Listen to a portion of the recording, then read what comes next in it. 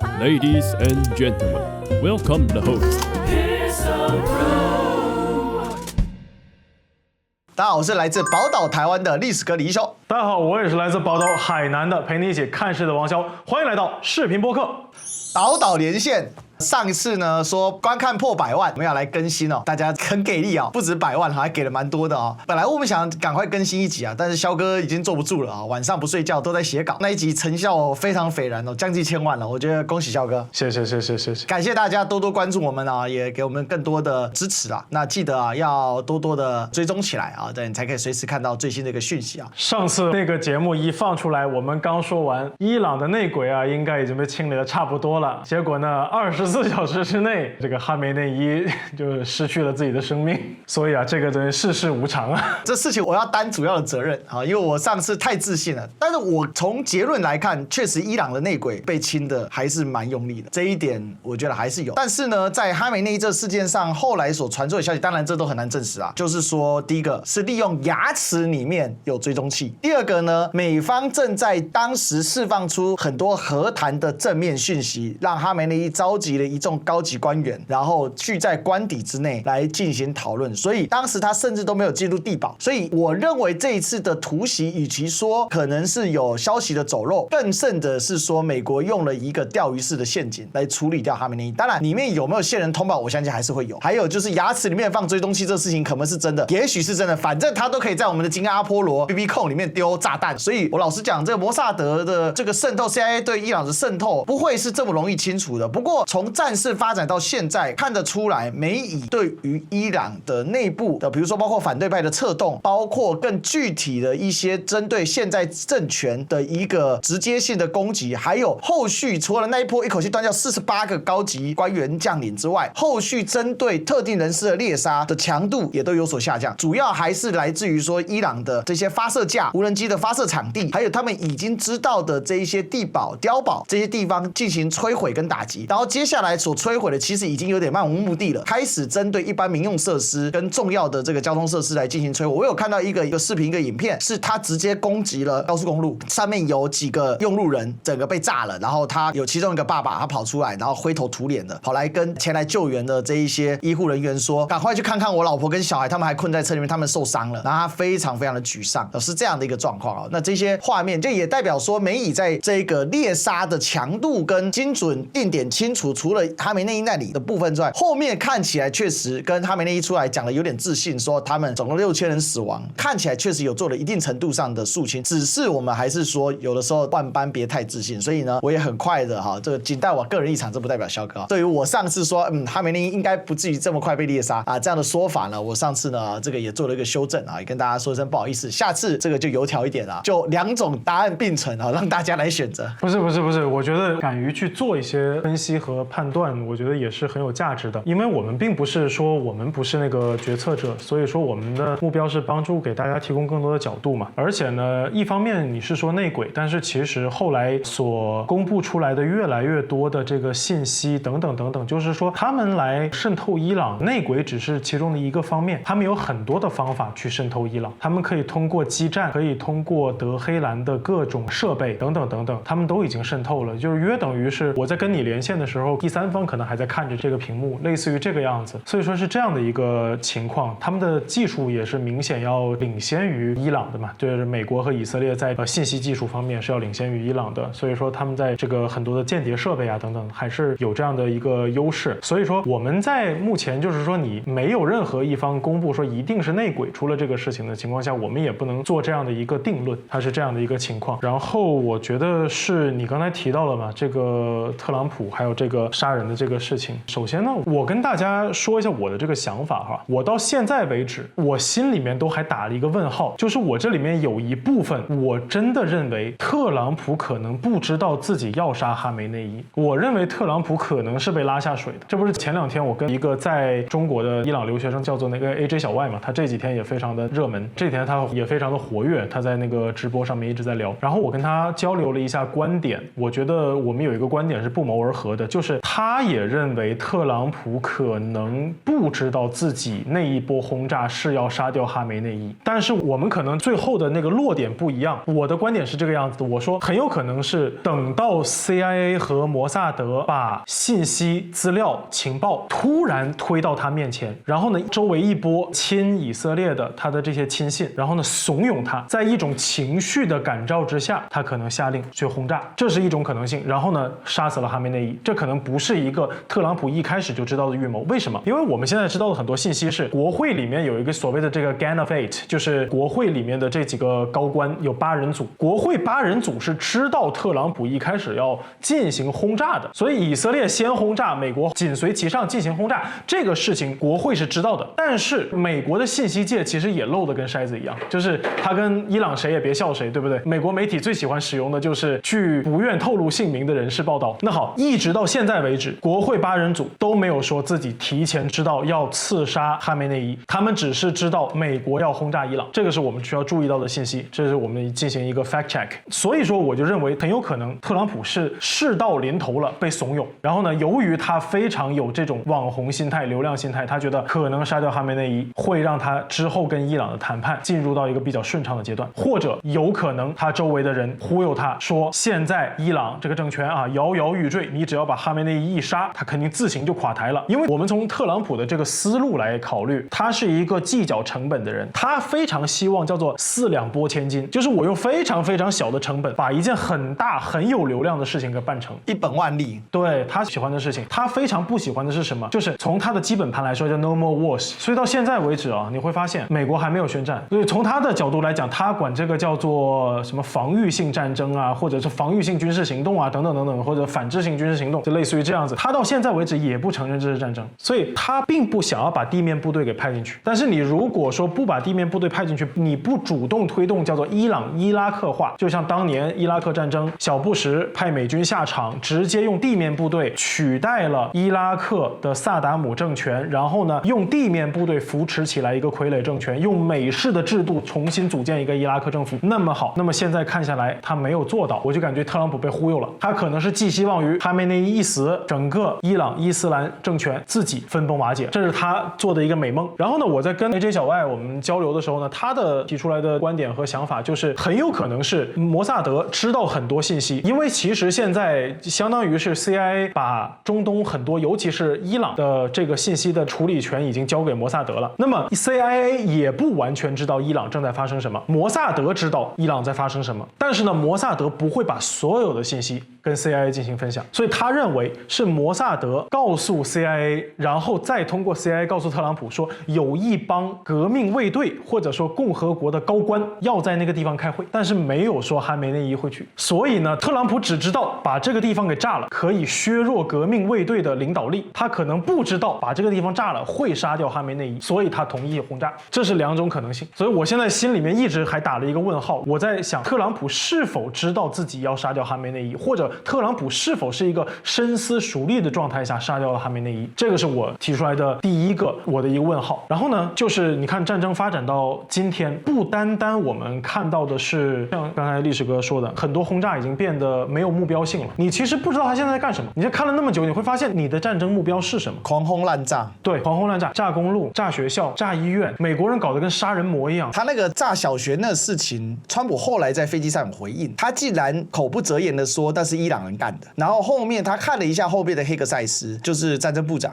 黑格塞斯说，哦，我们还在调查，但是很可能是伊朗。所以这事情是在全球媒体面前，川普直接讲出来的话，我觉得已经到了口不择言的程度，就是他自己都不知道他杀了这么多。因为这件事情在国际现在已经引起了一个极为巨大的轩然大波，因为他炸死了伊朗的女子小学，总共是175名儿童的时候，没多久梅兰妮亚在联合国大会来对战争中受害的儿童发言，这是非常非常荒谬，这等于是相当于对全世界的这种挑衅。我一边杀儿童，我一边说战争不该杀儿童。我觉得其实在那一幕的时候，我心里非常的痛啊，很难受，因为我自己有2个孩子嘛。所以我就说这个，哎呀，太扯了。然后现在呢，他已经没有什么明确的战争目标。然后你像这个，在我们这边的周六晚上看到了特朗普不是在那个真实社交上面，他又说了一番让人云里雾里的话。第一，他说伊朗已经道歉和投降，你也不知道他这个话从哪儿来的。然后第二句又是我们要对伊朗进行前所未有的更大规模的打击。可是更大规模打击，你其实也不知道到底是什么样的情况。所以这个就是我们看到的整个一个美国，就是你感觉他在进行一场莫名其妙、毫无意义的行为。那我们再看一下现在伊朗正在发生什么事情，就是在我们录像的今天，这个伊朗已经正式选举出了他们的最新的一任最高领袖，就是前最高领袖哈梅内伊的儿子穆杰塔巴哈梅内伊。按理说呀，我觉得呢，某种意义上其实印证了我的上一期节目给出的一些想法，就是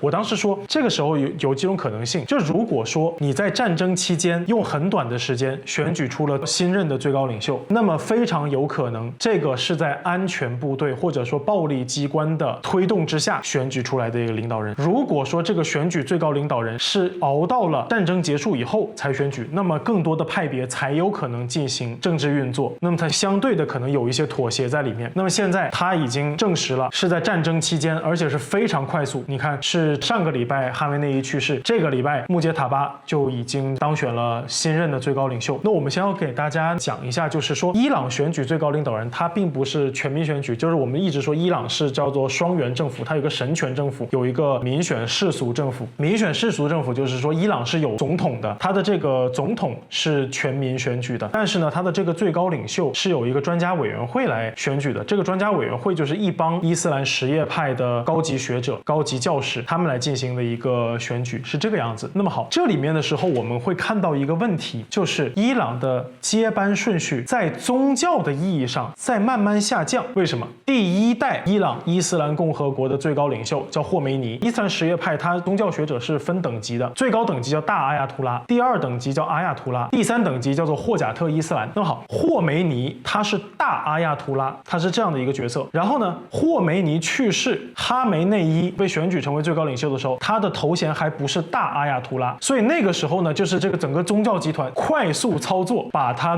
变成了大阿亚图拉。他接任的时候只是阿亚图拉，而这一次他的儿子在宗教这个方面叫做霍贾特伊斯兰，就第三等级，你甚至不是第二等级。人家不说嘛，这个红衣主教可以选举教皇，你现在不单单是你能不能参与这个，你连红衣主教都不是。他现在是这样的一个情况。第二方面，我们说在政治方面呢，当年哈梅内伊接霍梅尼的班的时候，他之前已经做了总统，就是说这个民选的总统他已经做到了。也就是说，他并不是对这个整一个的官僚机关或者说整一个的权力机构，他是属于门外汉，他不是的，他是直接领导过伊斯兰共和国的政府的，他是这样的一个情况。而今天穆杰塔巴他一直没有做过任何的公共职务，那我们就只能从他公共视野之外他做过哪些事情来对他进行一个分析。大量的信息透露出来的就是他相当于是他爸爸和武装力量之间的桥梁。首先，穆杰塔巴的太太的家族是伊朗非常高级的政治家族，然后呢，他们夫妻两人一方面呢是从这个民选的政府和他爸爸哈梅内伊这两边把权力给收拢过来，然后呢，通过他俩和整一个的武装力量这革命卫队进行一个沟通。然后呢，在基层上面，他们不是有巴斯基民兵这样的一个体系，就相当于他们对基层的一个控制，就约等于你可以理解为中央党卫军和地方党卫军是这样的一个关系。他们跟革命卫队还有地方的巴斯基民兵就保持这样一个良好的一个沟通关系。所以说，他在某种意义上承担了他爸爸的白手套的一个角色，他相当于是个代理人。虽然他没有这个国家赋予他的权利，可是呢，你又不能说他没有权利，因为权力其实永远不是那个职务给你的。当我们研究政治的人都知道，权力不是那个职务或者那个官印给你的，权力是你离权力的距离给你的。他离权力最近，所以他的可能在伊朗的政权中，他的实际影响力甚至可能高于总统，他是这样的一个情况。可是呢，他的问题又是在于你名不正言不顺呐，别人一说什么就是哎你爹的嘛，又不是你的。那你爹在的时候你可以，但你爹不在了，你还可以吗？可是呢，现在好，他坐上来了。所以我认为就是说，你看，一方面你在公共职务上面缺少对于国民的认知，你如果是说以前你代替你爹在行使这个权利的时候，那么你不需要说有什么名正言顺，因为是你爹授权的。可是现在你变成了最高领袖了，你相当于是这个国家的元首，你要代表的是全国人民，这个是里面的第一件事情。所以我就觉得他的地位又稳定又没有那么稳定，他的地位是权力运作给他的，他的地位不是那些做过哪个位置给他的。所以在这里我就会想到，你看他的宗教和他的公共职务上面都没有非常大的一个可取之处。那么他的可取之处在哪里？我想说2点。第一，他是哈梅内伊的儿子，哈梅内伊如果是老死的，那么他很有可能没有那么受欢迎。但是哈梅内伊现在变成了烈士，我觉得相当于是特朗普在给这个穆杰塔巴拉票啊，这是他最大的助选啊。第二，就是由于你没有那么强势，所以呢，我觉得革命卫队可能会支持你，因为通过支持你，我就间接的获得了更大的政治话语权。那么好，那么这个时候我们就要说另外一个人，就是伊朗现在有可能是他们的革命卫队里面的最高军代表，就是拉里贾尼。拉里贾尼这个人是谁呢？拉里贾尼是国家最高安全委员会的秘书长，相当于是美国国安会的秘书长，但是又不能完全类比啊。怎么说呢？因为美国国安会其实它的权力授权是来自于总统的嘛，它不是真的是能够指挥，但是呢，你又可以把它理解为，它首先是基辛格，但同时呢，你要把它理解为 CIA 的这个中情局长，同时呢，你要把它理解为是美国的情报联合总监等等等等，就是它的位置很复杂，它是这样的一个情况。拉里贾尼又是一个什么样的角色？拉里贾尼是什么时候出现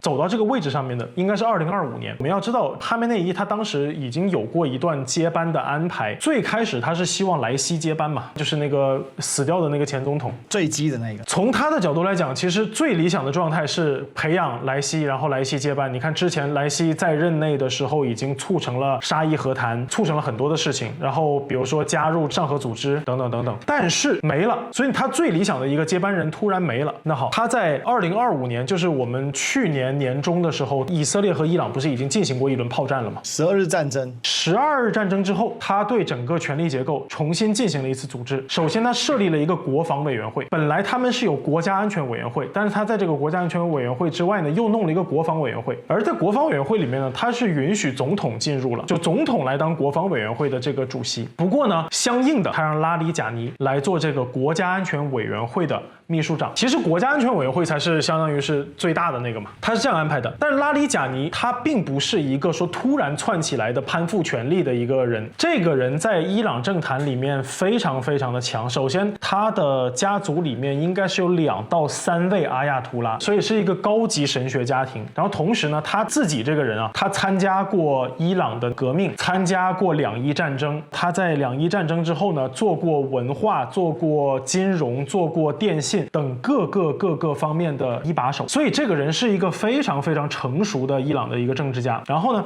他的这个家族除他之外，他的兄弟姐妹在伊斯兰共和国的这个政权里面各有任职，权力非常大，他的整个的覆盖网非常多。所以呢，他变成了一个既有地位又有权力又有关系的，还有家族有历史的这样一个人。他呢就可以代表保守派和温和派去进行沟通。他相当于是保守派里面的温和派，但是呢，他又是温和派可以接受的保守派，他是这样的一个人。然后呢，他同时呢又是和革命卫队关系非常密切，他当过革命卫队的指挥官、高级军官等等等等。所以这个人盘根错节。那么现在呢，由于整个伊朗的权力结构被美国给洗了2、3遍，现在拉里贾尼很有可能是事实上或者实际上的伊朗最有权力的人。因为我们还是要说，权力不是那个位置给你的，并不是说穆杰塔巴今天当上了最高领袖，他就成为了最有权力的那个人。因为权力是说你必须要能够跟各个执行权力的人能够说得上话，并且能够妥善的命令他们。这个并不是说你一当上你就可以的，就好像很多的小皇帝，他一当上皇帝并不代表你就可以命令或者指挥各个封疆大吏。那么很有可能拉里贾尼就是目前在扮演这样一个角色。所以说这个有可能就是目前伊朗的一个权力结构的重新洗牌之后的这样一个结果。所以历史哥，你发现没有，就是特朗普不单单没有把他想要要消灭的所谓的结构给消灭掉。我们说实话，就是他甚至帮伊朗往军政府的阶段更多推了一步。我来补充一下刚刚王骁讲的几个。第一个啊，穆杰塔巴的特色是他在很年轻的时候就奉他父亲之命，他17岁就加入革命卫队了。所以当年跟他同期的革命卫队，大家想，经过那几十年的时间，他以这些革命卫队的老同学们全部都干到了革命卫队的高阶。所以穆杰塔巴这个就是我们讲说哈梅内伊的次子，他的权力来源当然跟他的人生故利关系是非常显著的。而这一些人生故利关系，我们用4个字形容叫盘根错节。它的分布，它并不是一个点状式、线状式的分布。我们得注意到一个事情是，伊朗是一个拥有164万平方公里、人口9200万人的一个区域型大国。从任何的角度上来看，它远远比委内瑞拉来的更加的巨大。委内瑞拉只是石油多，但它的面积跟它的人口，虽然它面积也不小，委内瑞拉也有个80-90万平方公里，但是人口2000多万，它并不是一个在区域上的强国啊，它只是嘴巴强，但它事实上它并不强，而且本身的社会的结构很大程度还是在一个前现代化的一个状况。因为大家知道，西班牙殖民的国家都有这样的问题，就它非常的松散，整个拉美地区几乎没有一个完整现代化历程的国家，这是一个很现实的问题。其实要真说的话，阿根廷可能还好一点啊，不过这今天不是我们要讨论的重点。可是你可以看到，在伊斯兰地区其实也是一个这样的状况。我那天在我的一个节目讲大使馆的时候，我就谈了，你如果说对比伊朗，它的主要的对面是谁呢？就是我们看到海合会就是阿拉伯国家海湾合作委员会，这里面海合会就是以沙特阿拉伯为首的，包含科威特、巴林、卡达尔，然后阿联酋还有阿曼。你会发现这几个国家根本意义上他们都不是一个社会经历过现代化的状况，他们生活很现代化，他们的物质条件都比伊朗人过得更好，可是在社会结构跟组构上面，他们没有经历过真正意义上现代化。什么叫真正意义上现代化？在教育、在经济结构、在整个政府结构组织上面，它经历过了什么现代化的几个指标？工业化、完整的国民教育、高强度的有组织的我们讲的叫科层体制，也就是体系化。而这些东西其实伊朗都经历过，只是不完整。它的工业化到了1970年代、80年代受到重大制裁，所以伊朗的工业的程度各种品项都有，但是大概就停留在1990年到2000年左右的水准。然后它也有个别的比较好，比如说它组装无人机的技术大概全世界上算前几名的，也很能打嘛，包含它出口到俄国。最荒唐的是被美国给逆向工程的，这个简直是荒唐到极点啊！美国逆向工程见证者无人机，好，这然后拿来打伊朗啊，你可以很难理解说，美国一个堂堂的世界龙头，竟然还要逆向伊朗的工业产品。然后它的教育体系，伊朗拥有整个伊斯兰世界里面最高比例的大学生的入学率，它的大学生初入学率在60%左右，而且以理工科为主。比如说呢，我们讲伊朗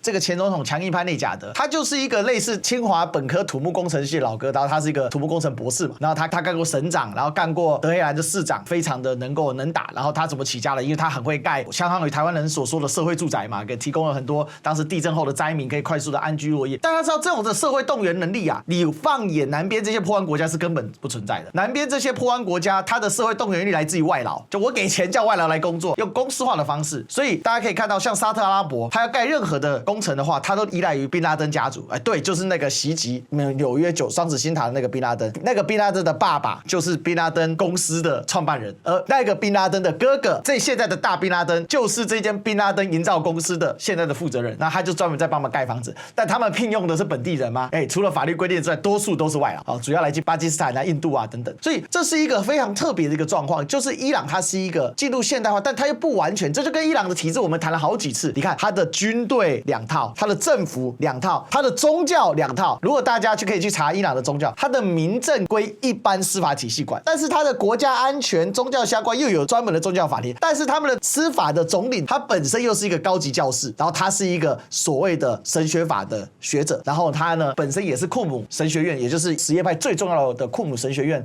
出身的。那他现在还是库姆神学院的领导人。所以这里面呢，我们刚才透过讨论这些人你就会发现一个很有趣的现象。本来伊朗最大的问题在哪里？什么都有，但是什么都不透彻，历史非常非常的长，但是经常性被外族统治。那你说他灭了吗？波斯文明在这边的渗透力极强，波斯人到处经商，到处做官，别的不说嘛，元朝的时候色目人都是波斯人，绝大多数波斯人。为什么波斯人有一种很厉害，速算了得，特别会算钱。还有一个呢，很多草原民族的执政者最爱的是什么？包税制，我才不管你怎么搞到钱，总之你给我搞钱就对了。他的包税制特别厉害，怎么敲诈鱼肉百姓啊？这个波斯人特别有心得啊！你看这个元朝搞得民不聊生，为什么元朝末年这么的黑暗？那为什么朱元璋当时反的时候，在明初的时候对贪官污吏要搞到剥皮死草，就是因为呢这色目人官员啊，这简简直就是给老百姓剥皮吃草嘛，就是他这个概念。而这样的传统到今天的波斯，也就是伊朗，它依然存在。所以伊朗它的大学里面理工科以数学为主的相关科系特别发达。我们刚刚讲内贾德为什么他那么受到欢迎？内贾德的出身非常的贫苦啊，他是贫苦农民的出身，然后他们家据说也打铁的铁匠了。然后是因为当时伊朗高速的城镇化，也就是在巴勒维王朝后期的时候，他这个经济奇迹嘛，所以高速的城镇化的时候，他们搬到德黑兰的贫民窟，靠着做题家的能力，啪啪啪一路往上跑，然后呢，最终啊变成了一方之霸。可是你看这背后，它出现了很有趣的现象，推动工业革命的是国王，所以这也代表说，这个工业革命所带来的现代化，它又没办法雨露均沾，因为国王必然形成特权阶级，它不是一个真正意义上的君主立宪制，而它其实还是跟中东这些伊斯兰国家一样，它本身是一个君主权力集中制。也事实上，你看我们刚才讲的那些海合会国家，南边的这几个，它哪一个不是？只有科威特算是宪法做的比较好，但科威特小啊，就即便科威特这样，科威特的家族他们还是必须透过大量的联姻去拉拢彼此。那最有名的不就是沙特阿拉伯吗？你看这个国家叫沙特或沙乌地，其实告诉大家都是同个词来的，英文里面就拼作 Saud 或 Saudi 啊，就是 SAUDI， 所以叫绍德王朝啊。老绍德国王呢娶了一大堆老婆，生了上百个孩子。现在所有的国王，除了第一代是老绍德国王挂掉之外，后面全部都是兄弟接班。那这也是为什么现在沙特的实际领导人第三代小 MBS 萨勒曼他会这么样的受到关注，因为这是沙特阿拉伯有史以来第一次终于要摆脱兄终弟及了。那为什么要兄终弟及呢？因为每个家族轮流坐庄嘛。我当然没办法在父系上面坐庄，但我可以在母系上面坐庄啊，大家轮流干。好，这也是为什么当时 MBS 把一大堆人关到5星级饭店，史称5星级豪华酒店政变的那个时候，会如此的受到关注。那你看那个政变的强度，其实如果对比非洲都还是很烂。为什么？因为进去里面就叫了他的亲信，人手拿一把棍子，点先打，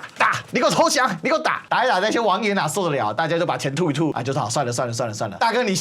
行，好，我投降，要不然就滚出去啊，就这样。所以其实从这里面的分析，你就会看到说，伊朗显著于跟海合会国家不一样的地方，而这也是为什么他今天那么扛重。他虽然被渗透的跟筛子一样，他虽然看起来很二元，可是在这些二元的背后，其实伊朗是一个，老实讲，他已经经历过现代化的国家了，他已经是一个已然进入现代化国家，这样的政府组织动员能力是远远比南方那一些王爷国家强。这也是为什么伊朗每天送大宝贝、小宝贝给这些王爷国家，这些王爷国家闷不吭声，因为很简单嘛，这些王爷国家确实他真的没有办法。这些王爷国家打从19世纪接受英法保护国之后，就形成路径依赖了。保护我的政权、保护我的国家的方法就是找个大哥，即便我跟大哥不好，所以你看这个 MBS 跟美国不好，他就去找二哥，他去找了巴基斯坦，给了一个核保护伞。所以现在伊朗打沙特打少一点，还打，但是打少一点，因为巴基斯坦吭声了。这我老板啊，小心一点啊，就打少一点。但整体来讲就是很松散，所以这也是美国在这边非常吃力啊。因为美国来到这里之后，他发现一个大问题啊，哇！除了整个中东地区，你真要讲现代化国家，我必须说，除了北边的土耳其，因为土耳其出了一个天降猛男凯穆尔嘛，然后以色列，再来其实是伊朗，搞了老半天，他没有一个队友能打的。那土耳其现在跟他不好，所以呢，现在怎么办呢？你看，就是变成找了以色列，所以这也是为什么美国这边很吃力嘛，他也有杠杆，但他没杠杆，他只好亲自下场。那伊朗就抓住了这一点。那12日战争里面呢，给伊朗最大的一个教训是什么？就是这个是伊朗的外长阿拉格齐在接受 NBC 访问的时候亲自讲出来的。他说我们学了很大的一课，所以你看他把他的整个战争的方式跟模式做了很大的修正，他是很有序的。现在大家都分析伊朗怎么打，伊朗现在打法是这样：战争初期先给你震撼弹，我给你撒一大堆大宝贝，然后就是大火箭一直刷，齐刷刷的，然后无人机炸，先让你整个以色列破防嘛。当神流血了，神就不是神了嘛。然后把你的第5舰队的总部啊，各位，第5舰队总部相当于在亚太啊，是在横须贺港的第7舰队总部，这是同级的，大家知道吗？你很难想象第7舰队总部它的雷达被炸了，他的营房被炸了，然后船还跑了，没有船敢待在这个港里面，不是笑话吗？现在华盛顿号啊，现在停在横须贺港里面整备啊，还出不去啊，现在正在整修，这是很难想象的。就美国的破防竟然到这种程度，我非常同意王骁所说的，很有可能真的川普不知道把哈梅尼干掉这事情会引起什么样的后果。而现在好玩了，本来伊朗真的被渗透跟筛子，因为他什么都两套，所以人心难定，这也是波斯帝国向来的问题。波斯帝国向来内奸就是比忠诚还要多。多，这很难搞。你看波斯帝国每次打仗总有引路人嘛，大流士再怎么跑，怎么抓到大流士？靠的就是叛徒指出大流士躲在那里，然后亚历山大要去抓大流士了嘛，大流士最后自杀了。哦，最后当然也有人说他杀了哈，可能是被其他人干掉。但不管怎么样，这波斯帝国自古以来就是这样败亡的。可是今天你却营造了这个波斯帝国的正统继承，就伊朗这个国家前所未有的团结，而这个团结呢，献祭了这个讲白了，穆吉塔巴为什么能坐上？他这个烈士家属的身份，那真的是加分加到爆。本来被视为是贪腐的象征，伊朗的反对派、海外反对派指控穆吉塔巴在海外有10几亿的美元的资产，但现在谁在乎呢？没人在乎了，因为第一个，伊朗伊斯兰革命卫队是真能打嘛，他有战策、有方法、有步骤，确实让美国人挨炸的受不了。真的，我跟你说，这一次就是这个以前一堆人都说什么哈梅内伊家族在海外几十亿、几百亿美金，然后呢，特朗普一来，哇，就全部都给他干掉了。你这不是钱在外面吗？现在大家现在莫名其妙，你的话到底哪句话是真的，或者你以前的话跟现在的话到底哪句话是真的？所以我说，就是他是穆杰塔巴最大的助选。对，这关键，因为你说几十亿美元啊，你不是最会金融制裁的，抓啊，封啊。怎么到现在1块钱没查到呢？不是，这不是笑话吗？你连普丁的海外资产你都敢抄了，这个穆杰塔巴你怕啥呢？这是最大问题嘛。然后穆杰塔巴在那场空袭当中，他死了爸爸，死了妈妈，死了老婆，死了小孩。所以穆杰塔巴他的强硬、他的立场、他的烈士遗属的身份，再加上虽然他品级不高，但他终究是圈内人。他虽然不是红衣大主教，但他也已经做到主教了嘛。那战争时期跳级这种事情也不是没有过嘛，对不对？一个少尉只要敢打，下一阶段可能就升少校了，这不是很正常的事情吗？连跳2级的事情，它多了去了嘛。这在战争时期就是这样，因为国家进入紧急动员时期，这个伊朗现在是生存问题啊。然后整个革命卫队又被你美国跟欧洲列为所谓的恐怖组织。那既然伊朗如果无条件投降，那革命卫队当场要死啊！他能不死，那他拼命啊！本来拼命只能挣到钱，但现在不拼命，别说挣钱了，不拼命都得死啊！但当然得拼命啊！所以有的时候啊，你虽然死了，但你活了。但你活着，你像个死的，所以活内衣比不过死内衣啊。所以我想啊，这里面我们就做个总结，就是说你刚才讲到的这一个现在的安全理事会的主席，他本身也是长期担任伊朗的国会议长，他确实政通人和，但是他本身呢，最大问题是第一个年纪比较大，第二个呢，现在的革命卫队需要一个极端的强硬派才能拱住内部的士气来做融合。所以我认为啦，如果一切融合的相对顺利，因为这么讲好了，这些人都相处非常的久了，但现在正是同仇敌忾的时候，因为他们的真正的核心是谁？就是哈梅内伊嘛。而且还有一个点哦，哈梅内伊本身是温和派啊，我都不晓得这个特朗普这个脑袋瓜里面这特离谱的。哈梅内伊有流出一段10年前他宣教的一个影片，最近在我们台湾的 Trade 上面流传哦，我也是在 Trade 上面看到，我惊呆了。他跟一个小男孩讲啊，这小男孩说：“先生，我想当烈士。”那大家也知道什叶派有这种烈士的传统嘛。他跟这个小男孩说：“首先祝福你长高，祝福你长大，等你呢好好奉献你的人生8、90年之后，你再成为烈士，好吗？”非常温和，所以也是大家诟病哈梅内伊。所以我觉得今天是这样哦，选出了新的穆杰塔巴，很多人可能会觉得说这件事情对伊朗来讲是很大的震荡，但是我们应该反向思考，伊朗的结构本来最大的问题是它的内部对立性跟它的所有的现代化属性的不透彻。但是经过了齿轮的轰炸之后，把这个政府里面杀掉了一大堆人，48个高官，残余下来的组织，因为伊朗够大，所以填补的速度会很快，它重新凝合，而这套体系已经跟美国对战47年了，它并没有说是一个新生的体系或者是一个暂时的体系，它是一个长久的体系，所以它会有一个凝合的过程。而这凝合过程当中，你把很多原本的杂质真的打掉了，还不是这个赖清德的打掉杂质，人家是物理意义上的打掉杂质，对不对？打完之后，虽然穆杰塔巴绝对不是像他爸爸说一不二的存在，也不可能到霍梅尼的高度，他的宗教虽然这些都没有，但是他正是这个体系现在所需要的人。而借由这样的体系的重新的外力的一个强迫性的再造，现在伊朗里面没有反对派了，谁敢反对？国家都被炸几轮了，死了多少人去了？是上千人死亡了，可以这么说吧？整个中部、西部、德黑兰，除了东部、北部还没被轰炸之外，基本上家家户户多少都有死人吧，或者是你的亲戚好友有死人吧？谁不愤怒呢？难不成你家死人了，然后你还高喊说可恶，都是伊朗革命卫队干的吗？不是吧？只有川普才会讲出那种话。其实这反而催生了一个道理，就是说伊朗的现代化属性在这里面得到了一个更高强度的发挥。这个是一个能够做现代化动员的国家，而你看到革命卫队现在正在做这件事。它本来最大的障碍是2套机构，而现在呢，因为随着高强度的轰炸跟一些军政领导人员的损失，这2套机构虽然不会马上兼容在一起，依照伊朗历史也没办法真正兼容在一起，但是至少它可以一定程度的互相捆绑，然后发挥的更有效力。这也是接下来如果伊朗它能够打持久战，甚至我们可以这么说吧，穆杰塔巴再被干掉，还会有下一个穆杰塔巴，我是这么认为的。它不会像委内瑞拉那么松散，即便委内瑞拉那么松散，也没有马上被干掉，社会党还在执政嘛。所以往前走，我认为这其实反而发挥了伊朗的一个现代属性，而动员调动了整个国家的一个能量，而是这样的一个观察。所以接下来我们可以看到，就是比谁耗得起吧。那只是当然，伊朗绝对是受伤非常惨烈，因为他就是直接被炸的那个对象。但是并不代表伊朗他会像那些网野国家一样，你做定点清楚之后，他就垮掉了。讲白了，当川普作为世界第一大龙头、世界霸主的时候，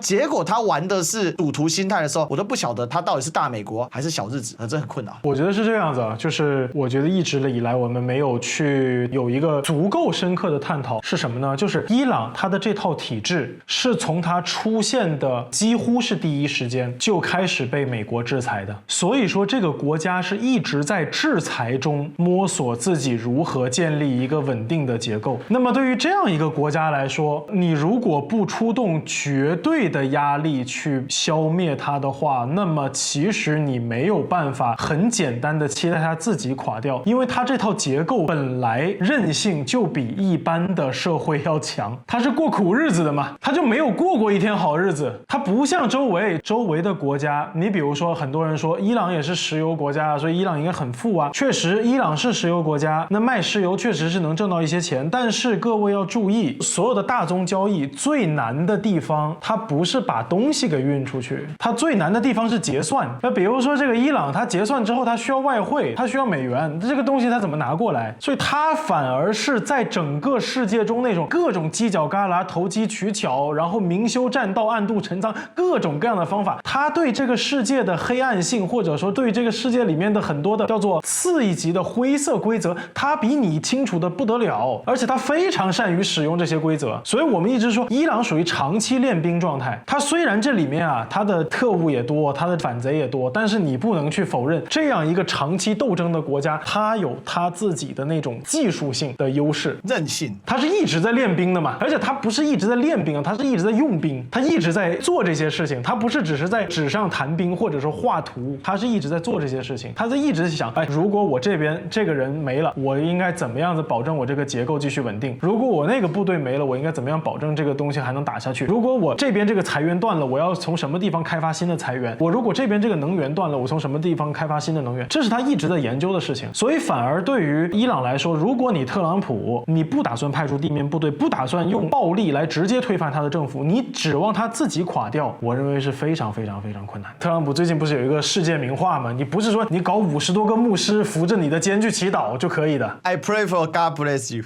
你不是说你搞50多个大仙儿搁那儿给你祈祷你就成了，你并不会通过祈祷把伊朗这个政府给祈祷垮掉，它是这样的一个情况。所以说下面我们可以稍微的去做一下这种简单的一个小的预测，就是美国和以色列下面会怎么样。我觉得呢，从特朗普的角度来说，他现在应该是认为自己被坑了，然后呢，现在为止应该是没有人敢于跟他说，就是总统阁下，我们如果不派出地面部队，可能这个仗我们打不明白。这个是对于特朗普来说，他现在有点骑虎难下的地方。然后对于以色列来说，他应该会发动更多的能量，不是针对伊朗，而是针对华盛顿。我认为内塔尼亚胡会发动更多的外交力量，投入更多的钱、政治现金，还有人脉资源，要让特朗普不撤军。我认为这是内塔尼亚胡现在最关心的事情。因为如果说这一次的伊朗不足以把美国困在那里，那么就再也没有什么好的机会把美国给拖下水了。而如果美国在这一次意兴阑珊、灰溜溜的收场，那可能内塔尼亚胡就真的危险了。所以我认为内塔尼亚胡现在至少可能会要追求一个承诺，这个是之前的一个新闻，我觉得大家可能没有在大量的新闻的环境里面可能没有格外的去注意到，就是特朗普对以色列总统说赦免总理内塔尼亚胡的所有的法律指控，这是他提出来的要求。那么我觉得内塔尼亚胡很有可能是在追求这样一个事情，因为我一直以来的观点就是整个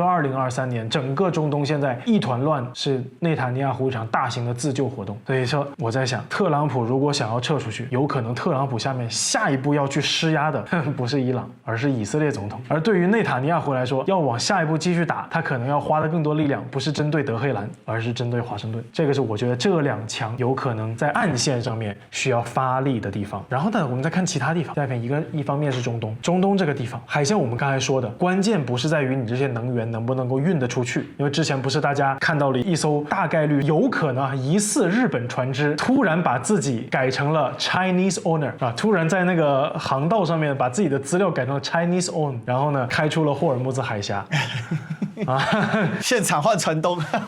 非常非常有一种可能性，就是说现在的意义不是在你能不能把东西运出去，而是各种各样的交付，然后呢保证。比如我们现在看，对于这些王爷来说，他们需要的是高油价，现在好像是达到了高油价，可是这个高油价不是他们所期待的高油价，高油价的意义是我的这个油要能运得出去，这样的高油价才有意义。所以说对于沙特来说，你看他之前2030愿景从2023年开打之后，他的这个项目情况就是一天不如一天，因为国际油价不断在跌，地区形势不断的在严峻，也就是说他赚的钱越来越少，他付出的成本越来越高，但是呢他这些项目的吸引力越来越差啊。然后呢另外一边我们又可以看到迪拜，你要知道迪拜啊，不单单是很多人说什么这个阿联酋也是一个重要的石油或者天然气出口，但是各位不是这样子，迪拜这个地方它不单单是交易这个石油天然气，或者说给一个金融的活动场所，霍尔木兹海峡承担了全球化肥贸易1/3的量，也就是中东这个地方啊，尿素每年出口2200万吨。那我问你，下一步粮食怎么办？尤其是印度的产粮，下面要怎么办？然后呢，中东这个地方啊，硫磺、镍、铜交易，尤其是硫磺占到全球产量24%，下面要怎么办？要怎么运出去？要怎么做？然后呢，铝的交易，再比如说全球最重要的二手汽车交易地区之一就是迪拜，这个啊不是运出去，这个是运进来。但是我想问大家，二手汽车谁是最大的出口方？日本。因为日本Toyota5年车线很多人要换，日本很尴尬，所以我就说呀，不单单是中东尴尬，那比如说欧洲尴不尴尬？欧洲从俄乌冲突爆发以来，这个能源价格一涨再涨，现在欧洲怎么办？我问你，欧洲的这个夏天要怎么过？欧洲下面的冬天要怎么过？然后日本要怎么办？日本简直是啊，我觉得啊，就我刚才跟历史哥我们录节目前，我还没跟聊过，我说这个虽然说呢，我们也是唯物主义者，我们也相信科学，但是你说有的时候你看这个世界啊，你没办法不迷信。你说这个日本啊，我们不去聊这个政治人物的政见啊，比如石破茂他可能相对温和一点，相对理性一点，然后现在高市早苗他是激进一点，但我就说石破茂啊和高市早苗这两个人从面相上面来看，你都觉得这两个人啊望之不似人君，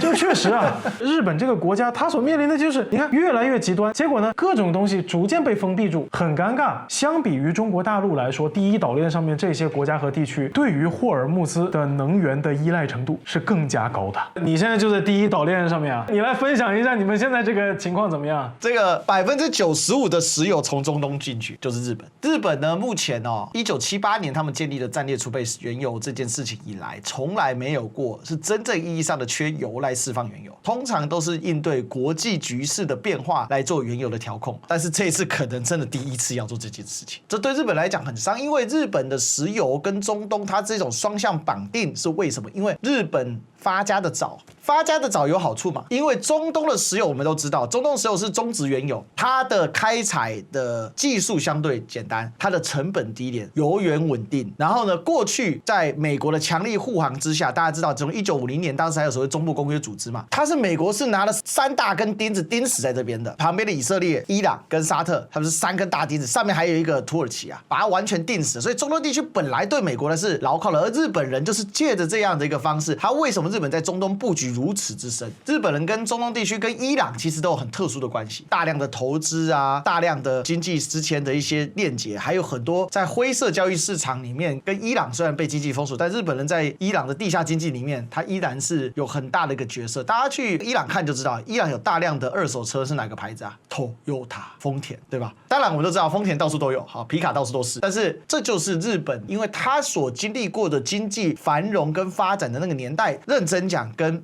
中国大陆跟台湾其实是不一样的，就是台湾跟中国大陆都是比较后面的，尤其大陆又更后面的嘛。你说第一波是日本，第二波才是所谓亚洲四小龙，第三波才是进入到中国大陆的改开的时候。所以它这里面日本所有的，它有很多的线都是早期布下，而且对它来讲已经形成不仅是路径依赖，都路径固化了。这也是为什么日本在应对整个中东变局的时候高市早苗啊，本来要去开日韩大战的开球，他突然不去了，搞得有一个人很尴尬，自费包机，身价只有900万，但包机可能要1000万的卓荣泰，台湾的行政院长飞过去，结果扑了个空，啥都没看到，很尴尬啊。虽然去了本来场次就不一样，但是很多人说就开他这个玩笑嘛。所以日本的焦虑感非常的重，大家也可以看到，日本最近还有一个最大的焦虑感是什么？他正在被抽血，逆向抽血，他的爱国者飞弹是一批一茬的往船上扔，运去中东要保护美国的这些基地，保护以色列。就真的有台湾的网友啊，在Twitter上面分享说，气死人了，最近疯狂加班，为什么？因为他在日本干港口的装卸工作，所以他半夜都在加班。他还拍了一张照片，全部都是爱国者飞弹。那爱国者飞弹这个弹体，它如果是还没有发射的话，它包含那个发射筒，它是白色的嘛，就一茬都往上运这样。然后他说已经加班好多天了，都不能休息啊，没办法。所以你看日本、韩国也被撤了一套萨德，但韩国不慌啊。今年是中韩关系再改善元年嘛，我们最厉害的李在明，他最会改各种元年的哦。明年就中韩关系再升华元年，他总之有是他的办法。所以韩国不慌，但是日本最大的问题就在于说，他现在中日关系很差，所以他怎么办？但是美国又不在，现在整个第一岛链只剩一艘船啊！我的天啊，大家知道吗？只剩地黎波里号2栖攻击舰，就是说第一岛链上它的主要竞争对手叫做解放军，解放军有3条航母在这边，更别说各种2栖攻击舰了，什么湖北舰啊、海南舰啊，还有四川舰还在练得快好了嘛。但是美国只有一艘华盛顿号，现在那可在横须贺港里面正在准备，一艘地黎波里舰正在西太平洋做演训，作为监控，你吓谁呢？所以有人就说，现在其实第一岛链哦，对美国及其他的小老弟们最危险的时刻，包含民进党，因为确实，如果现在真的发生两岸冲突或发生第一岛链冲突，有人挡得住解放军吗？没有人。所以日本的焦虑是非常严重。所以你可以看到最近高市早苗突然之间，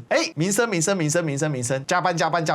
班，突然之间，之前每天在那边搞事情的，不是3不5时，还要跟他的防务大臣，就是小泉在那边比拼谁比较反中嘛，现在突然之间2个人都歇菜熄火了，这到底怎么来的嘛？所以我想日本的焦虑感是非常重的，因为就刚才王小讲的很好笑嘛，肖哥说的望之不是人君，我告诉大家，连运气都不是人君嘛，就怕什么来什么嘛。就在第一岛链呢，美国往后撤，然后呢防务空虚的时候，就突然之间又来了一个断油断气危机，你就很难想象这事情到底怎么发生。不过对日本还是有一些小的好消息啊，因为呢卡塔尔就是台湾说的卡达，只有大概4%到5%的天然气是给日本的，因为日本发展比较早，所以它的气啊主要不来自于这边啊，因为卡达是后来才开发出来的气田嘛，所以大家也可以看到，日本作为一个老经济强国，它其实有很多东西，它的脉络事实上是跟台湾这个第2波的，跟大陆这种第3波的其实是很大不一样的。那所以这一次荷姆斯海峡的封锁，台湾当然紧张，因为台湾是天然气发电占到一半了嘛，因为台湾这个天然气政策是后面出现的，所以就因应了后来所出现的天然气田就卡达，所以就大量去购买，所以现在慌得不择路，不知道去哪里买。虽然我们的经济部长跳出来说，哎呀，大家放心，3、4月份啊，没事的啊，现在天气变暖啦，欧洲人不用气啦，所以没事的。哦，听他在画胡乱啊，这个他随便乱讲。那这种焦虑感呢，就一样出现在台湾。在开播之前呢，肖哥就问我一个问题，他说那台湾的这些政界到底怎么看？我跟大家讲，最神奇的是民进党对于整个伊朗战事从狂欢变成沉默。狂欢是UCCU， 继马杜罗被抓到纽约受审之后，哈梅内去见真主啦，主打一个字叫爽，特朗普改名叫特别爽。所以你看青鸟胜利啦，完全大胜利啊，每天咕咕叫啊，太开心了，狂欢到不行，还甚至有人到处贴这个图，贴这以色列总统纳坦雅胡，他推了一台购物车，上面有各个人头，有没有？以前什么这个汉雅尼的人头啊，这个真主党的领袖的人头啊，非常糟糕。说这些啊桀骜不驯的人都被他干掉，那个图恶心到我不想把它存下来，但实在是太白的墨了。但是回过头来，下面就有人马上酸这些青鸟，以色列干得到，那北京干不干得到？你继续嗨。那现在第一岛链的状况，所以民进党现在转趋低调，而且呢，再加上卓荣泰这个包机事件，有时间包机去日本看棒球啊，没时间处理中东大量的台湾人滞留问题啊。中东台湾人呢自己想办法，所以民进党这种荒唐到什么程度？我认为他用棒球在想办法转移他对于中东问题的一个极度的焦虑感。今天台湾台股一开市暴跌2000点，当然现在稍微回补了，可是这个个焦虑感来自于哪里？因为台湾的大量能源跟中东是高度绑定的，而民进党最失败的能源转型政策就是把核能给废了，天然气过半，这不是怕啥来啥了吗？所以我常讲啊，这个赖清德赖赏望之不是人君是吧？这个他也有一份嘛，是上来之后各种灾难各种发生，奇怪人家小英的时候就没这事，为什么你来就是各种灾难呢？所以他现在被这个打了一个头，搞了这个包机飞去日本，所以这整个政府现在慌了嘛，乱的嘛，他根本没有能力去应对现在中东变局所带来的整体的效应，这都不说是蝴蝶效应，这我们都可以说是一个非常大的震央效应了。它是国无战扩张，而且不断的扩大。这个震波对民进党来讲，网络是一个巨型的海啸，他现在不知道怎么办。那如果你接下来继续发展，因为我相信卓荣泰坐包机去日本这个所谓的外交突破，接下来赖清德可能要这样干，他用这种方式去访日，有没有可能这真干成了？那完蛋了，解放军下一次就不是在九州南方了，下一次就在东京南方了。解放军下次就不是在淡水河口拍照片了，下次直接拍照片拍到你总统府了。所以现在这是两个赌徒心态嘛，川普是个赌徒，高市早苗是个赌徒，第三个赌就赖清德赖赏，他也在赌。但这些赌非常的好笑，为什么非常好笑？你看美国媒体的反应就知道了。美国的媒体现在反应啊，刚才王小讲的很精髓啊，你有没有给大家讲一下美国媒体的反应？我东大坐着都赢啊，是不是？标题怎么下的 ？China is winning by doing nothing 。中国靠什么都不做赢了，这是新的赢学，叫等赢，等赢，躺赢就对了。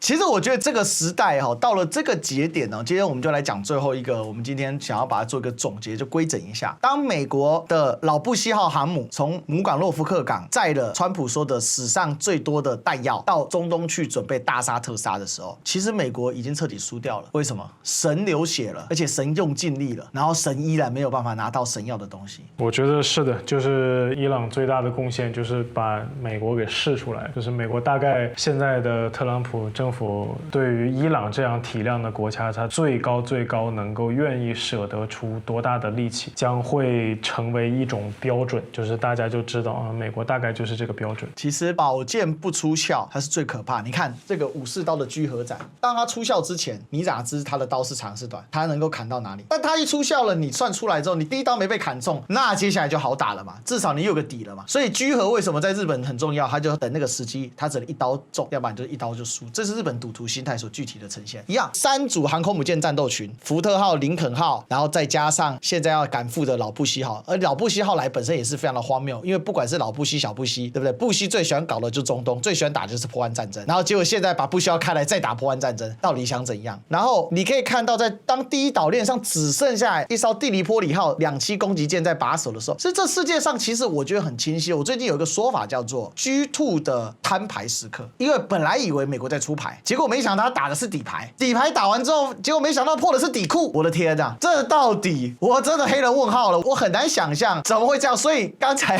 China winning for doing nothing 这标下的真好，你只能说美国人还是会下标的，所以这不能说赢血吧？这秦始皇啊，照8重镜子啊，赢了8次呗，因为赢了隔壁啊87分不能再高的美国啊，美国真的是自毁长城。因为我再说一次这个重点，以前美国存在即真理，存在即强权，存在即天神，全部被伊朗打破了。其实伊朗只要再撑个几个月，我知道他们国家会受尽各种苦难，会死非常多的人，挨非常多的炸弹，但是伊朗会真正得到一个新的生命。其实从整个地图来看，伊朗是整个地图上最重要的节点。为什么？还记得布里辛斯基的大三角吗？伊朗为什么重要？伊朗刚好卡在中亚、南亚、西亚，而它刚好这样，它的南边是波斯湾，北边是里海，它是个对的。而伊朗撑的本钱也在这里，它够大，人够多。里海的对面是美国的老对头俄罗斯，源源不绝的粮食啊，各种武器，它也可以从里海的对头冲过来，从中亚进来。所以伊朗是有撑的本钱。那本来对伊朗来讲最不能撑的是它的历史文化所形成的它那一种两面性，透过谈判就能解决问题，那我就不见得要强硬到底；透过妥协来换取空间，那我就不会坚持到底。可是现在这一切都烟消云散了嘛，都随着那一枚落在最高领袖官邸的那一枚炸弹彻底的处理掉了。而今天哈梅内伊的儿子上台，其实就是这件事的具现化，而它所形成的冲击波无远弗届的冲击到全球。G2 终究在美国的设想下，它是要透过推进 G2， 把 G2 从一个状态变成一个结构。但这个建基在美国的实力依然保存的情况之下，我刀收回去了，你不知道我刀在哪里。但现在你拿着刀一直猛砍，一路退，那你这个被逼到墙角的武士，那大家都看穿了，你只是一个在乱挥刀的家伙，你甚至不知道你为什么挥刀砍向伊朗，你根本不对伊朗宣战。而你的官员、你的整个政府的狂态跟丑态。当你偷袭一个到斯里兰卡要寻求庇护的一艘1000多吨级的，上面载了180个超载的伊朗的军舰，他根本不在战斗序列，然后你讲的一副你好像得逞了，他说你别躲在公海的黑格塞斯那一副嚣张的嘴脸，你炸死了伊朗的女子小学的学生集体下葬，然后你川普竟然说那是伊朗人自己杀的。当你都用这种态度在面对这个世界的时候，然后你的慌乱的行径，你现在从诺福克港要去杀更多的人，要去炸更多，因为现在伊朗的北部跟东北部目前没有被炸到，他要继续去炸，继续去攻击。我觉得 go ahead， 你继续做你吧，但是整个世界不会再像美国想怎样就怎样。虽然他下一步要去打古巴了，这个大概是非常有机会的，可是我最后就想给大家提出一个大哉问，那你觉得呢？我认为 G2 的揭牌时刻就是美国已经无力实行他想象中的 G2， 从实际的状态转向格局的变化，而中国正从这一局里面彻底的解放出来了。美国到底实力是多少？他到底怎么做？现在牌我认为已经回到中国的桌上，因为中国大陆外长最近在接受采访的时候提了几个点。第一，今年是中美关系的大年，高层交往议程已经摆在我们的桌面上，现在需要做的是双方做周全的准备，营造适宜的环境，管控存在的风险，排除不必要的干扰。一句话里面暗含很多，摆在我桌面上代表我掌握主动权，而不是摆在你川普桌面上。这个时候你就不能跟金正恩比大小了，对吧？这个时候你跟中国你比不了大小。第二个，中美关系牵动各方，影响全球，两国打交道只会导致误解、误判，走向冲突对抗，殃及世界。所以讲得非常非常清楚。而且他讲到两国元首身体力行，在最高层次上保持了良好交往，为中美关系改善发展提供了重要的战略保障，也推动了中美关系经历跌宕起伏实现的总体稳定。什么意思？现在的中美关系之所以可以继续下去，完全是因为川普你跟中国领导人之间所建立的元首外交的互信，你川普自己想清楚你要不要这件事。而且他另外还提到说，这本是一场不应该发生的战争，也是一场对各方都没有好处的战争。尤其是被问及提及美国要把新的世界引领向 G2 架构的时候，王毅是直接反驳的，不应该有2个国家来单独主导世界，应该多极化的格局。而且也警告个别国家大搞关税壁垒、锻炼脱钩，无疑抱薪就会最终反噬其身。其实话已经讲得非常非常的显著了，各方面都是在暗示，如果你美国继续这样搞下去，那这场会面的主动权在我身上。所以这就很有趣了，就最后就把这个事情给抛出来。为什么？因为既然主动权在中国身上，不管见或不见，其实还真的是 do nothing， 就等呗，等着它开花，等着它结果。所以这个事情很有意思吧？见了那是基于什么原因？不见又基于什么原因？大家现在猜嘛，所以大家可以来猜一猜，你可以分享你的想法。我非常期待看到大家怎么去思考这件事。我心里有一个答案，但是呢，我想再酝酿一下，我们再多一点因素凑集一下，搞不好我们很快应该在岛岛还会再见面，所以大家也不着急。但是我讲一个事情是，今天美国搞成这个样子，没有什么 G2 了，世界接下来的发展那很明确的嘛，你这样子弄，讲白了，你美国连就算 G2 里面老大也坐不住，你未来甚至你在世界上，你只会在外交议程上，大家更不愿意跟你合作。尽管因为千丝万缕的关系，短时间内摆脱不了你嘛，但是一旦动了这样的一个意愿，跟动了这样的方向的时候，全世界上这样的一个移动，它会往哪里靠拢？没了中国，没了美国，现在对世界哪里差别比较大？有了中国，有了美国，现在是对世界哪里差距比较大？我想大家都看得很清楚了。好，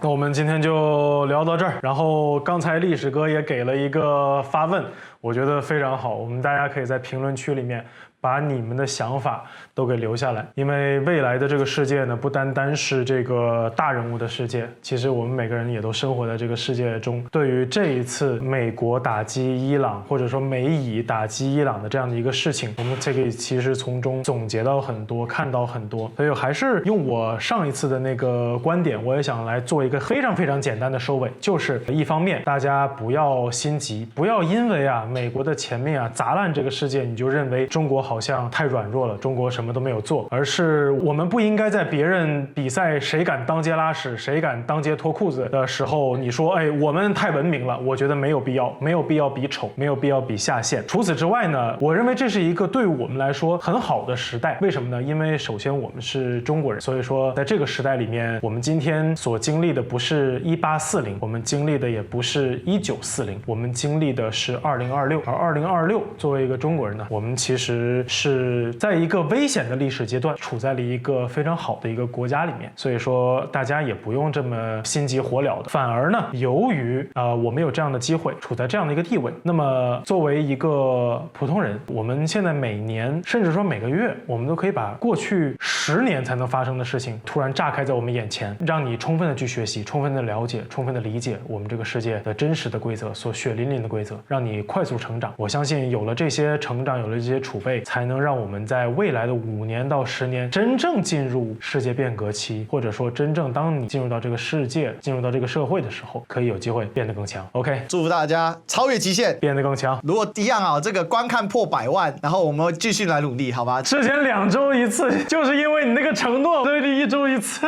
忙得不得了。好了，努力了，这个有时间就努力了，观看破100万了，好不好？这个点赞破10万了，大家这个帮我们加油，我们这个导览连线继续努力，大家下期相见喽，拜拜。好，拜拜。